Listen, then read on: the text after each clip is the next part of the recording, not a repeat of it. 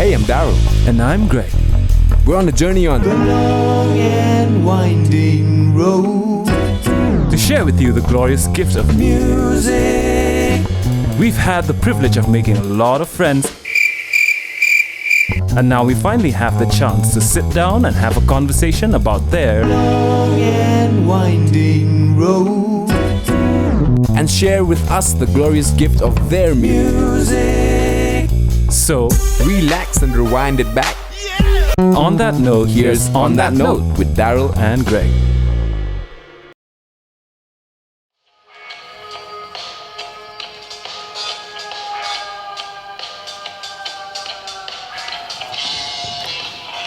Oh, hey, what's up, guys? What's up, and welcome to On That Note with Daryll and Greg. Hi. I'm Daryll. I'm Greg. Hi. So, as you can tell, we're not nervous, and we've done this 1,000 times. We really haven't. This is our first time ever, so we're kind of nervous. So bear with us if anything weird happens. But weird is fun, right? Who doesn't love weird?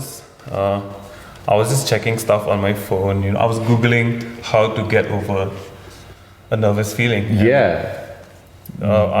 Did you find anything? We did not have enough time to check that, but I think I'll be fine.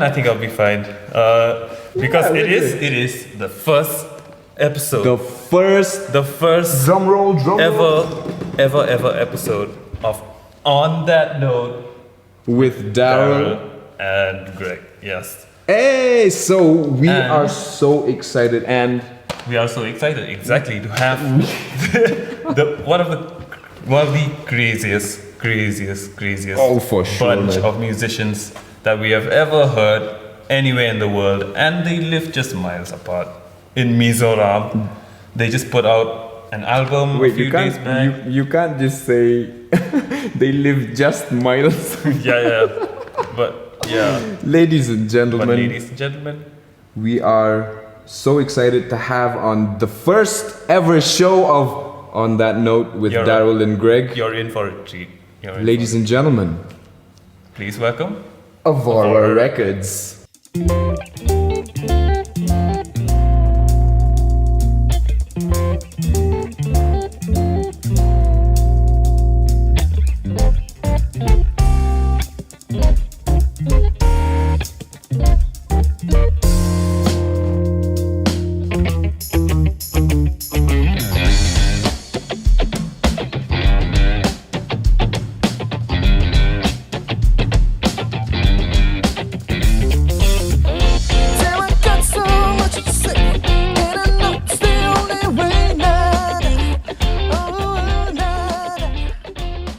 This band, crazy band, these are a bunch of amazing musicians from Mizoram's finest, Northeast's finest, India's finest, I would say right now. Yeah, dude, like let's just put a term on it. Let's just tag them the best band in the country right now. Yeah. Because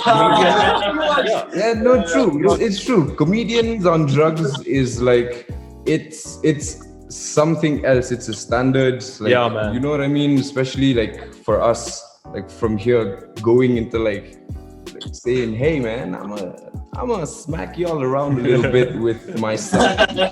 And you know what I mean? So yeah, man, like for reals, that album for reals, it's excellent. Everything from every song to every detail on your artwork, you know what I mean? And we're gonna dive into that a little more as we go into the show. But ladies and gentlemen, on that note, we present to you Avora Records. Guys, introduce yourselves.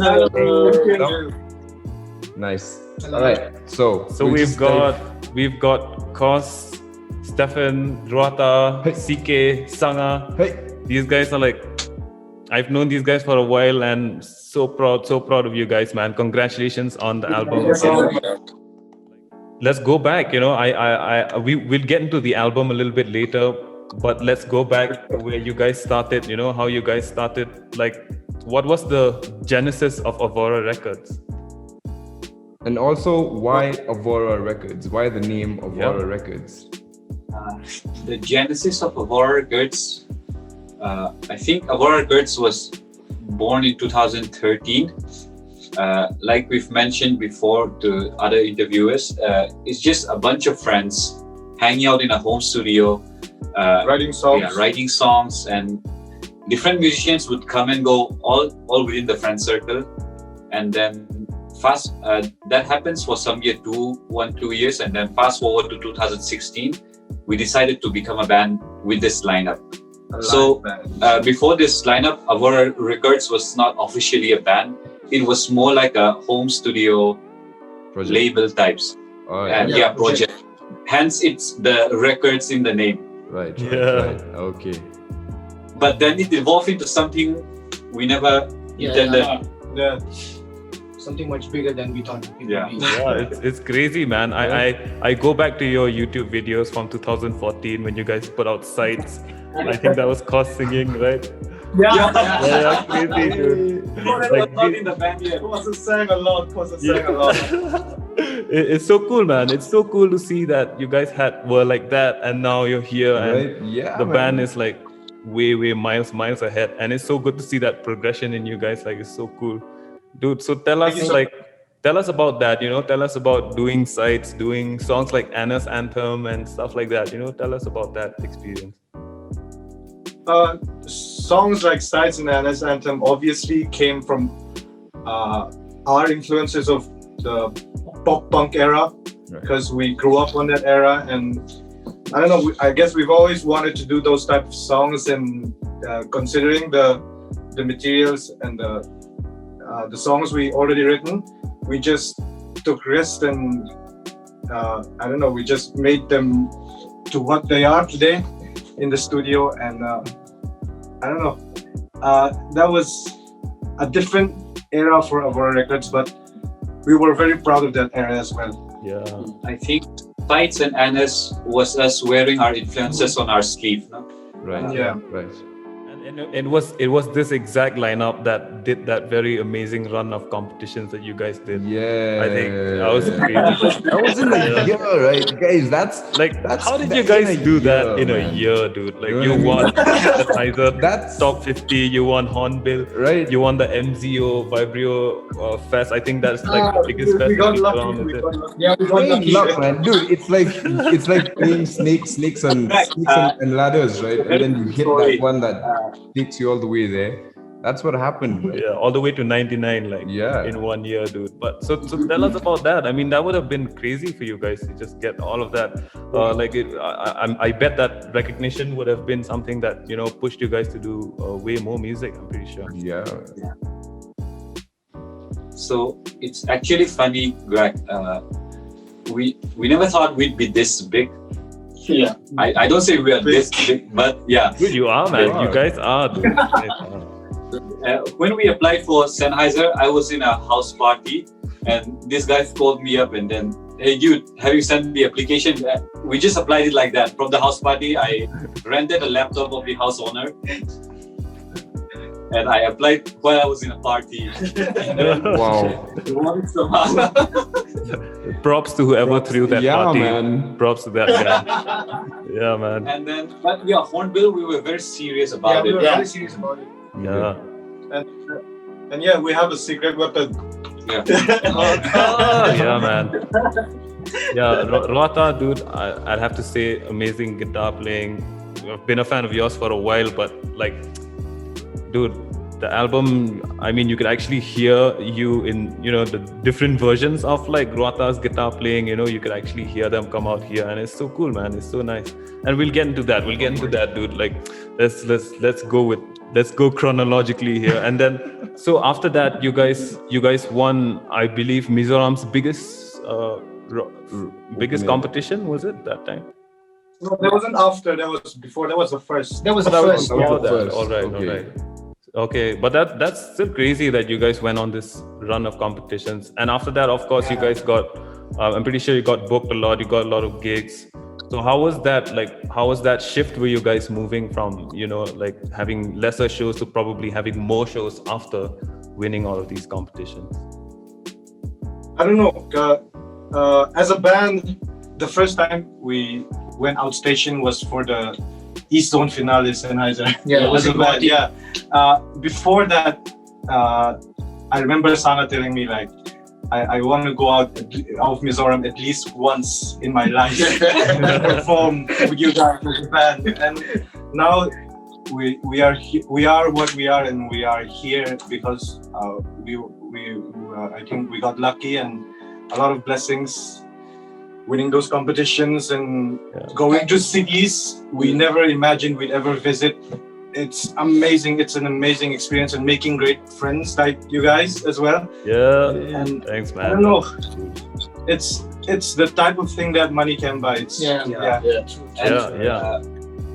The most important time, right? The most important thing we got out of this traveling and performing outside is that we got to spend time together, quality time together. Not just playing music, because we have to sleep together, eat together, shit together. I hope you really didn't. Yeah, that sounds. That was a great learning curve for us. Right. Talking about influences, you guys are obviously each other's influences, but moving outside of the band, what were the influences that you drew from? Like we've seen a lot of like J-rock anime kind of influence for you guys, and there's a lot of people putting you in the same sound, I would say, as My Chemical Romance or 1975 and bands like this. So we want to understand from you guys, was it did you guys really grow up with this music? Each of us, we have our own taste. We listen to different types of music. I think I'll put it this way. In the songwriting process, we put all our influences, the different genres together, and we put all our egos aside, and we try and make it into one song. And then, I don't know, shit happens, and we have a song. Right? I think we jokingly termed our genre as emo jazz. Emo jazz, yes. Explain a little bit about emo jazz. Yeah, if Gerard Way had picked up the saxophone instead of a microphone, that's what you have. No, let me put it like this. It's like a sad guy crying to complicated chords. All right. Yeah. With a minor fifth, with a minor fifth, obviously. Makes sense. Yeah, man. And one important thing, it's not just musical, our influences. Our influences are cinema. Yeah, comic books. A lot. Yeah. Right. Everything like that. It's not just music. Yeah, especially meeting new people. When we meeting new people, eating new food, experiencing new culture, we get inspiration from that, So you never know, one of these songs is about you guys. Let's do it, man. Also, you guys have a visual identity. I remember, I think all of you guys have a different avatar on Instagram. Is it different colors of the Avora Records logo? Yeah. So what was that all about? And why the different colors for you guys? And what does the logo mean also? Come on, Carl. The reason why we did that is that we just want to show off to the world that we're a unit and we're together, and that we're one. Yeah. Something like that. It may sound super cheesy, but I love life against the world types. I love the fact that your answer started off with, because we wanted to show off to the world that we are one unit. I love that answer, man, because those are those are things you should show off. You know what I mean? But it's so cool. It's like the Power Rangers. You guys have different colors. Right, exactly. Gigantic. Regarding the colors, I'm sorry to disappoint you. It's pretty random, right? I just choose a bunch of colors and I distribute it to them. Because we started off like this really pastel flower band, and then we sort of grew into this, what we have now, Comedians on Drugs, this black and white theme. A lot of emotions, a lot of differences. We sort of, what I'm trying to say is we're growing art-wise and music-wise, because that pastel flower theme doesn't match with this album anymore. Seriously. And that's what I'm trying to say. that because that was you back then. That was like your emotions and whatever the band represented to you guys back then. So it's the growth. It's the growth. Yeah, it's the growth. Man. So let's move to that. Comedians on Drugs. What was the inspiration behind the album art for Comedians? So the art, if you have seen it, there's little drawings all scattered across the front cover. So those drawings, I drew them. Some I drew them from my own idea, but some from them. Like there's a little Nintendo Game Boy, and Rod is a huge Nintendo fan. Right. We see that on Rata stories. Like he's always on his. Yeah, there's even a falling omelette. Yeah, I like eggs. Yeah, a lot of Easter eggs. Yeah, it's full of just Easter eggs. Right. Easter eggs and musical influences all coming together from all corners to make Comedians on Drugs at the center. Right. That's why everything framed the title and everything. Right. I like that Umbrella Academy reference. That was somewhere there. Like. You watch a lot of Umbrella Academy. Talk to us about the whole production, man. Like moving into the whole process. Like how do you guys come up with the songs, recording the songs? Obviously it was a few years that you guys took a few years off to do this, and so tell us about the whole experience doing that. There are songs that we wrote for competitions. There are songs that we wrote in the studio itself. There are songs that we wrote on the road. There are songs that we wrote way before Avora Records started and then decided to bring in for this album. And the writing process for this album differs a lot. Yeah. And we can't say one exact thing for how we write our songs. So I think you can see the difference as well. Like there are a lot of genres for the songs. I don't know. Production wise, production wise, we really experimented a lot. Especially the tracks like Millennials and After the After Party. Yeah. I'm talking about tracks, and we experimented a lot, especially the song After the After Party.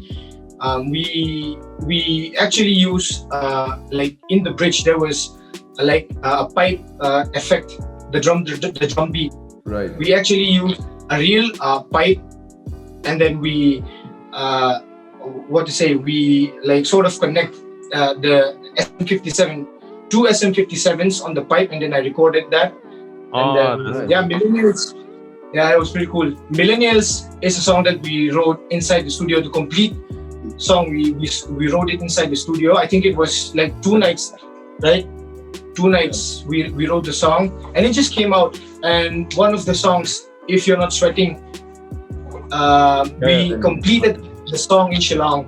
The blocks were there in Aizawl, and then we took the blocks to Shillong. We played the show there in the evening club, so we really wanted to sing the song there. And then we found a jam room there. We jammed a couple of times and then finished the song. It was a mess. But, so Shillong can take some credit for some of Avora's music. Yeah, man. Yeah. Boom. That's so nice. Like if we hear a lot of that. Like if you look at Imperfections, it's different, and then you've got Sundays, another different vibe, and then I think Artificial Sweetener is another favorite of mine. That's so cool. You guys actually have really cool intros, let me say. Yeah, dude. Every single song has got a nice intro. Imperfections. Most of the songs we compose are born out of Rota's script. Yeah, he's in the center and we intro. All around him. He comes up with the intro and we build on that.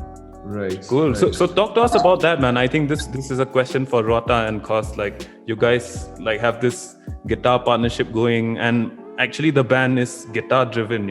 Everyone knows this, and I think you guys have the most covered guitar songs. I think I see a lot of Sunday covers. I can't make a full of guitarists, I think. Yeah. It's crazy, dude. Like, so tell us about this. Tell us about the guitar-driven side of things, like the guitar parts and all that stuff. So yeah, obviously we're a true guitarist band, so we're a very guitar-driven band. But the most important thing to note in Comedians on Drugs is it's a very analog record. Yeah. So analog sounding record, from the drums to the guitars to everything. So Not all the songs, yeah. yeah, it's not, but yeah, the central idea is analog. Yeah. So let's say more.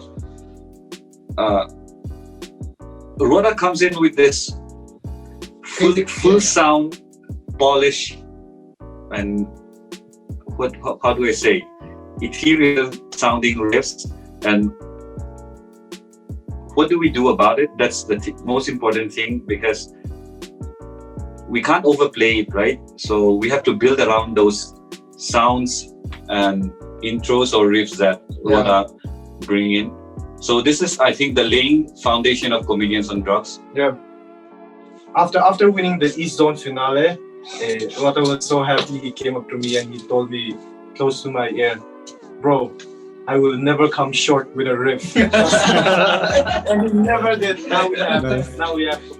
Yeah, to put it shortly, how we work as a unit is, till now, I can't say for the second album, but for Comedians on Drugs, it's Rhoda bringing up this little ideas and riffs and then saying to the band, what are you gonna do about it? Yeah, and you guys have done a lot about it. Let's just keep it. Like, You've done a lot. Like, so just walk us through the writing process, like the songwriting. Besides, the music is amazing. Obviously, the music is crazy, but also behind that, there's some crazy lyrics behind there. Yeah. And what was the song? Let's say the song that when you were recording it, like you felt it, like you knew something was a little bit more. You know what I mean? Like there was a little bit more to it, than the rest. Yeah. In that way, it has to be the last song in the album, Incidents. It's really personal for me. So talk a little bit about it. So it's, I don't know, it's like an autobiography of a coming to age story of a millennial, I guess. Something like that. That's well put. Thank you. So you can sum up a whole album of lyrics in one sentence. The whole album basically is that, right? Lyrically, for most of the songs, it's about that, right? These themes that keep recurring in every song. So there we go. Yeah. I mean, lyricists, bro, I can't really, you know what I mean? You shouldn't doubt lyricists, man. You should, man. Just push them a little bit. So tell us about the production, man. Like, Sang has given a bit about recording through the pipes and stuff like that, but I'm pretty sure there's a lot going on. There's a lot going on. Guitars, how were guitars recorded? How were drums taken? Where did you guys record this? Who mixed and mastered it? Like stuff like that. Like, if you can just walk us through the production process that you guys did. Mixing, mastering, like you said before, it's all in Kings and Prophets studio. And the recording as well, it's all in Kings and Prophets studio. And the process towards recording the guitars, I think Rhoda can talk a little bit about it. Yeah, all the guitar sounds were mic'd up. Nice, man. What amps did you guys use? What mics, what amps, what guitars, what pedals did you guys run? I mean, obviously we can't go through the whole chain, but if you can just tell us a bit, I think it was simple. It's just sure, what's that? SM57. Sure. Yeah, SM57, right? Yeah, SM57. And one Sennheiser, and that's it. The amp was a Vox AC30, and for Sunday we were using Vox AC30. Okay. Nice. So guys who are going tone hunting for Rata's tone, you know now. It's a strat into a That's the one. And we also know, I think Cos played the Millennials solo. Is that it? Yeah. Yes, we should. Cos, tell us about the Millennials solo. I just went home and then, because this is the first time I actually soloed on the song, so I thought about it a lot. The most important thing is I don't want to try to emulate somebody that I'm not. So I don't want to be a try-hard. Yeah, so that's my biggest fear. So my approach to it is pretty honest. It's not about the virtuosity or the technicality. Yeah. It's more about the feel. Or I just want to emulate a sound that is haunting, that is in pain maybe, but at the same time a melodious one. That's nice, man. That actually I think that applies to all of the solos that you guys did. Like it was sort of in this approach where you could it wasn't lines that you would break your head, like it's not like a million notes or whatever, but you could feel like the lines were so good, the melody behind the solos was so nice. It's space, but it's just perfect enough to fill whatever needs to be filled. Yeah. Right. All right, so let's move on, man. I want to talk about something. I want to talk about your music videos. Yes. Guys, because I think you guys, to me, you remind me of OK Go in terms of like music videos, right? Like, but that's like a whole different thing. But in terms of that consistent music video and just and the concepts, like the concepts behind the videos, like it's all pretty interesting. Apart, from whatever else is out there. So talk a little bit about was it something that you guys decided from the get-go, like, okay, we're gonna we're gonna like, a music video quota or whatever is gonna be that and that and that and that. Was it something that you already decided, or was it just something somebody came out and, guys, you should do some music videos? So the storyboard for 23, I've always wanted to make a music video for this, and as soon as as soon as we wrote the song 23, I knew it was a match made in heaven. And we approached these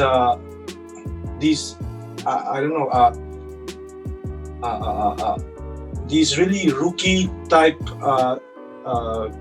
video production crew. Right. They were just starting up, but they were good friends of ours, and like knowing the story, no one was willing to take that risk, and they were the only people willing to take that risk, and I don't know, things worked out pretty well, I guess. And the 23 being our first music video, we really Sunday was the first. Sunday. But yeah, Sunday was the first music video we released. 23, the shooting took like 1.5 years. Yeah, I guess. Yeah. Oh. But it was the first plot-driven video we did. Sunday was a team. Sunday was a really team effort, because all of us, we pitched in and everyone came up with ideas. We all of us worked really hard physically. Was that really milk on the Sunday video? Yeah. Was that actual milk? Oh, nice. You got it. Yeah, there was milk. Milk. Sorry to disappoint you, that was milk.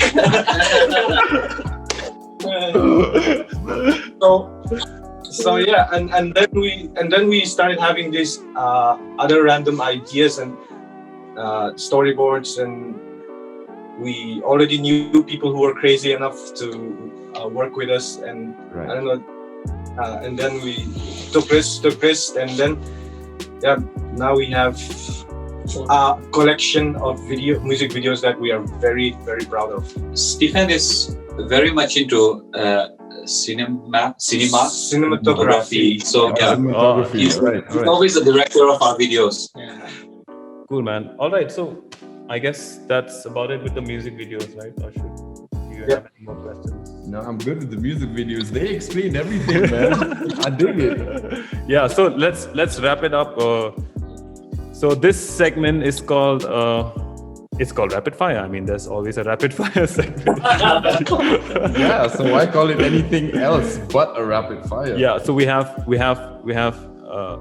a bunch of questions for you guys, and yeah, so we're just gonna shoot it, and you guys have to give us the answers. Like, all right, who's most likely to throw up at a party, to get thrown out of a party, and to pass out at a party?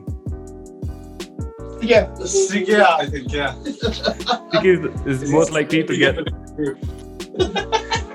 Throw up. to throw up a party. Okay, so the first one is to throw up.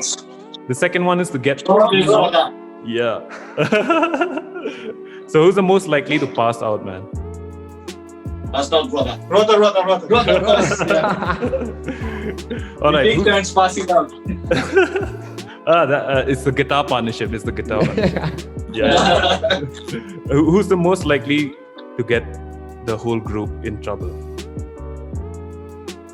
CK. Drunk CK, yeah. Sober CK. Drunk CK. All right, drunk. Sober CK, not so much. Drunk CK. Yeah. I'll know to stay away from you, man. I'm a different person. All right. So Who would make a good anime hero, and who would make a good anime villain? Hero Stephen. Yeah. Villain. All right. What is the best gig you've ever played? Hornbill. Hornbill. What's your favorite venue you've ever played at? Evening club. Evening club. Big up Shillong, all right. Hey, good. Shillong is responsible. It felt for like home. Yeah, I feel like These guys are very diplomatic. I like it very much. Yeah. All right, very nice. All right. You're catching on. All right, two guys. What is your favorite song on the album? 2, 1, record, and 2, play live. Record. For me, it's. should we do individually? Yeah. You guys can answer individually. Record. Imperfections. All right. Live. Sunday. Nice. Same. Yeah. All right.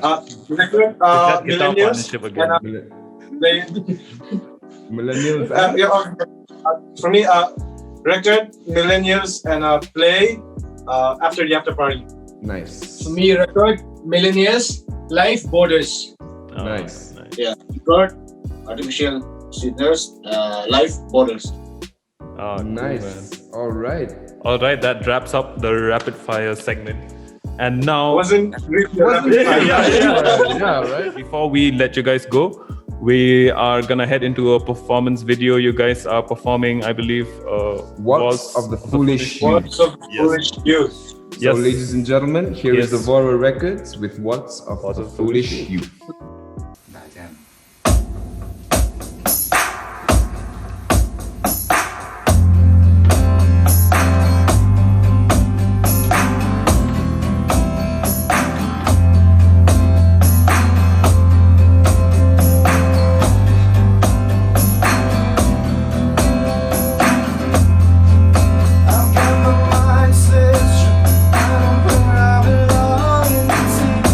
I know I can